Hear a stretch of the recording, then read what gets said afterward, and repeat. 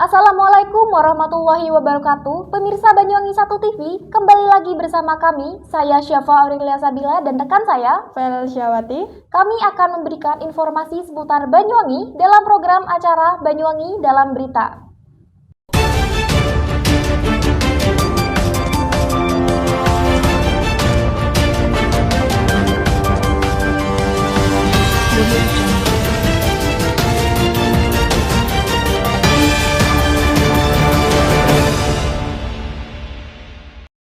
Nah, kira-kira hari ini tuh ada berita apa aja ya, Kak? Yuk kita cek.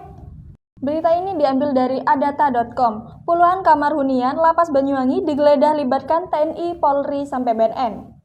Pemirsa Banyuwangi 1 TV, penggeledahan puluhan kamar hunian warga binaan Lembaga Permasyarakatan atau Lapas kelas 2A Banyuwangi digelar Selasa malam. Aksi penggeledahan kali ini melibatkan unsur TNI, Polri, dan BNN. Sebanyak 112 petugas gabungan yang terdiri dari petugas Lapas Bantu, anggota Kodim 0825 Banyuwangi, Polresta Banyuwangi, dan Badan Narkotika Nasional Kabupaten atau BNNK Banyuwangi melakukan razia dan penggeledahan pada 27 kamar hunian. Turut hadir dalam penggeledahan Kapolres Banyuwangi, Kombes Pol Rama Samtama, Putra dan Kepala BNNK Banyuwangi, Kombes Pol Faisal Wahyudi. Kepala Lapas Banyuwangi, Agus Wahono, menyebut razia dan penggeledahan dilakukan untuk memastikan tidak ada peredaran handphone, narkoba, maupun barang terlarang lainnya di lapas. Hal itu juga merupakan salah satu implementasi dari 13 program akselerasi Menteri Imigrasi dan Permasyarakatan, serta Astacita Presiden dan Wakil Presiden, khususnya dalam hal pencegahan dan pemberantasan peredaran gelap narkoba. Penggeledahan juga menjadi bagian deteksi dini terhadap gangguan keamanan dan ketertiban, sehingga perlu untuk dipastikan bahwa tidak ada barang terlarang yang dapat menyebabkan gangguan keamanan dan ketertiban di dalam Lapas Banyuwangi. Selain penggeledahan, juga dilakukan tes urin secara acak terhadap warga binaan dan petugas. Dari 60 warga binaan dan 18 petugas yang mengikuti tes urin, seluruhnya menunjukkan hasil negatif. Oke, berita apa lagi ya Kak selanjutnya? Berita ini diambil dari Banyuwangi Hits. Polsek Celuring galakan kampanye anti kenakalan remaja di SMPN 2 Celuring. Sebagai upaya pencegahan kenakalan remaja, Polres Celuring mengadakan kegiatan pembinaan dan bimbingan untuk siswa SMPN 2 Celuring pada Selasa di aula sekolah. Kegiatan yang berlangsung sejak pukul 11 waktu Indonesia Barat ini dihadiri oleh Kapolsek Celuring AKP Abdurrahman bersama Kanit Provos Aibtu Sunaryono dan Kanit Bimas Aibda Yoyo Hadi Prawira. Kapolsek Abdurrahman menekankan pentingnya upaya preventif untuk melindungi siswa dan perilaku negatif, khususnya terkait dengan bahaya minuman keras dan narkoba. Kapolsek juga menjalin koordinasi dengan pihak sekolah guna memantau perkembangan siswa secara berkesinambungan.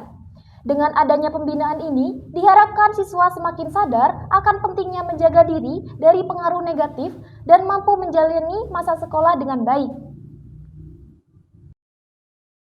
Nah, ini ada berita dari Banyuwangi Hits ID, Bank Jatim dibobol, pelaku sekap karyawan dan bawa kabur server CCTV. Kantor unit Bank Jatim di Kecamatan Serono, Banyuwangi menjadi sasaran pembobolan oleh dua orang tak dikenal pada Selasa pagi. Kedua pelaku menyekap seorang office boy yang bertugas di kantor tersebut, lalu mengancam akan menembaknya jika melawan.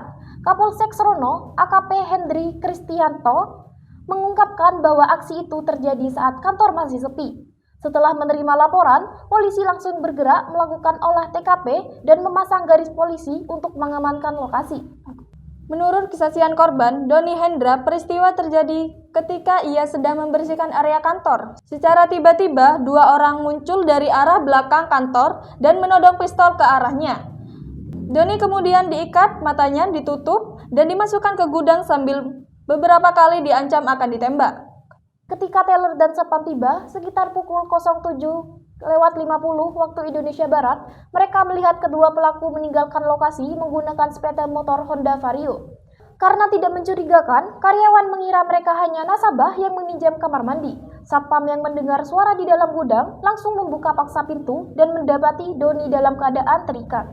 Setelah menyadari adanya tindak kejahatan, Satpam memeriksa area kantor dan mendapati server CCTV rusak dan berantakan. Bahkan salah satu server hilang dibawa oleh pelaku. Lanjut ke berita selanjutnya, ini dari Banyuwangi Hits. Salah injak gas, mobil hilang kendali, tabrak tembok dan terguling di Cangaan, Banyuwangi. Kecelakaan lalu lintas tunggal terjadi di Dusun Cangaan, Kecamatan Genteng, Banyuwangi pada Selasa pagi sekitar pukul 06.00 waktu Indonesia bagian Barat.